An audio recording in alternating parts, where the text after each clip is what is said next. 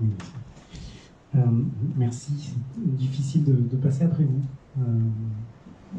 Parce que il y a beaucoup d'émotions. Et donc, moi, je le répète, hein, je viens ici en tant que citoyen engagé.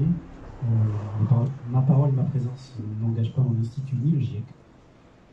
Mais je viens ici parce que, comme ça a été souligné, il y a urgence.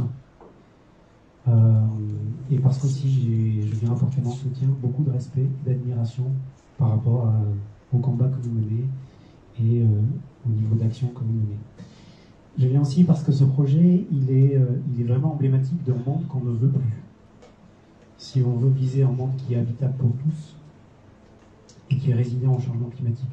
Et ce monde habitable pour tous, résilient au changement climatique, il implique des changements profonds dans le fonctionnement de la société, et y compris des changements dans les valeurs qui sont sous-jacentes, les visions du monde, les idéologies, les structures sociales, les systèmes politiques et économiques, et les relations au pouvoir.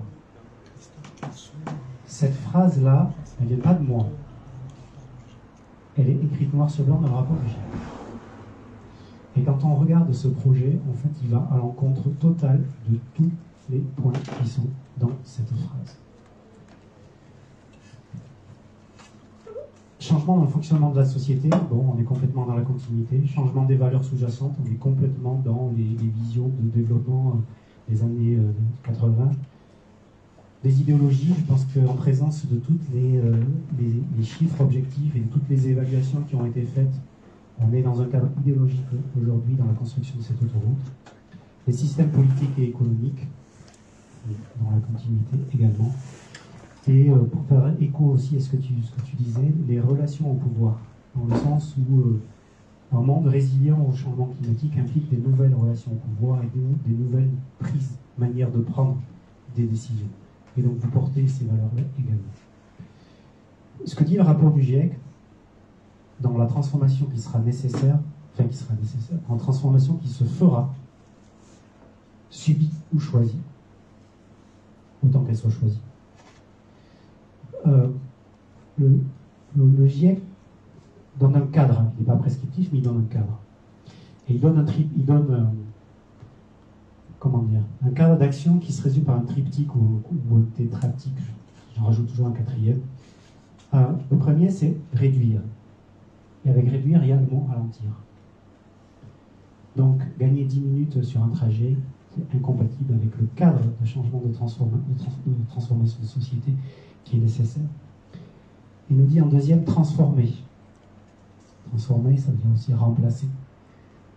Remplacer des schémas classiques qui font qu'on peut faire autrement. Améliorer. On n'est peut-être pas dans ce cadre-là actuellement. Et ralentir aussi. Donc on est sur ce triptyque-là qui fait que en fait, ce projet est totalement incohérent avec les recommandations ou le cadre qui est fixé, qui est évalué dans le rapport du GIEC. Donc en fait, aujourd'hui, on a besoin de lucidité. Le déni de gravité du changement climatique n'est plus une option, le déni de l'urgence à agir n'est plus une option. On a besoin d'honnêteté. D'honnêteté parce qu'on ne négocie pas avec le climat. On le voit tous les jours. Chaque tonne de CO2 additionnel dans l'atmosphère conduit à un réchauffement additionnel, conduit à des risques additionnels, conduit à des dangers additionnels, conduit à des souffrances et des morts. Il faut aller jusque-là aujourd'hui, il faut le dire. Les tonnes de CO2 sont responsables des morts aujourd'hui. Hier, au siège de l'ONU, le gouverneur de Californie a pointé de manière très claire les responsables de ce changement climatique, ce sont les énergies fossiles. Donc, une autoroute aujourd'hui, alors que les acteurs de ce désastre annoncé, prévu, anticipé, sont identifiés, construire une autoroute sans changement, ça n'a pas de sens. Honnêteté, évidemment, il y a besoin aussi de courage. Courage parce qu'il faut renoncer. Il faut renoncer à des projets qui sont vieux de 30 ans et qui sont plus compatibles avec les engagements qui sont sur la table aujourd'hui, qui sont plus compatibles avec les idéologies et qui sont plus compatibles non plus avec la loi. Parce qu'il y a la stratégie nationale bas carbone qui fixe les trajectoires de réduction des émissions de gaz à effet de serre pour tous les secteurs. Le transport en France est le secteur le plus émetteur. Et donc, construire une autoroute aujourd'hui avec tout ce qu'on connaît derrière, les effets rebonds, qui se se mettent en place, des développements qui, au final, vont nous verrouiller dans l'utilisation des énergies fossiles parce que c'est pas en changeant pour le parc thermique de voitures en parc électrique que ça va changer quelque chose. Il faut vraiment revoir la mobilité dans son ensemble. Donc, ça n'a pas de sens. Donc, il faut du courage, il faut de la cohérence. Alors, la cohérence, je pense qu'elle manque beaucoup auprès des politiques aujourd'hui avec des séances de greenwashing tout à fait, je dirais, faciles, comme si aujourd'hui les faits n'existaient pas pour démonter en fait tous ces mensonges, parce qu'aujourd'hui on peut considérer ça comme des mensonges. Donc le logiciel est complètement bloqué, et aujourd'hui on est à un moment charnière, je finirai juste sur ça, hein. On est vraiment à un moment charnière parce que ce qu'on montre vraiment dans le rapport du GIEC, c'est que nos décisions et nos choix d'aujourd'hui conditionnent le climat de demain. Mais de demain, pas 2100. C'est de demain 2040, 2030, 2040. Donc c'est pas loin. C'est pas, on a l'habitude de parler des générations futures. Ben non, c'est nous aussi. En fait, toutes les générations. Donc on est à un moment charnière. On est à un moment charnière aussi, et je finirai sur les arbres, parce que les arbres, ils ont quand même un symbole très fort dans votre mouvement. Il faut rappeler aussi les faits scientifiques. Le chiffre que je vais vous sortir vient du Haut Conseil pour le climat. Il fait une évaluation des politiques climatiques en France et des différents postes d'émission. On parle beaucoup des différents secteurs, mais on oublie le secteur capture de carbone. Capture de carbone, c'est les puits de carbone naturels, qui sont les océans, les forêts.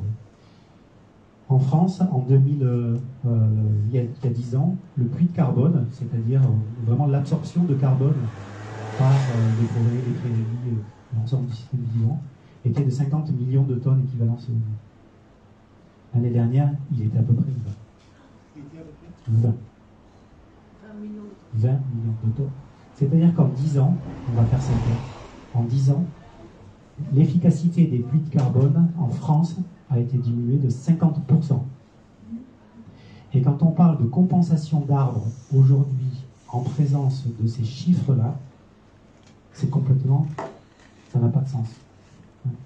Un arbre aujourd'hui, on peut pour un arbre abattu, aux aléas climatiques, en particulier sécheresse et la ressource en eau, pour eux, mais ils sont adaptés en fait à ces aléas. Donc, finir par un mot renoncer. Renoncer, c'est pas perdre. Pour la plupart des politiques, le renoncement, c'est une défaite. En fait, renoncer, c'est plutôt une sagesse, en particulier pour ces projets-là.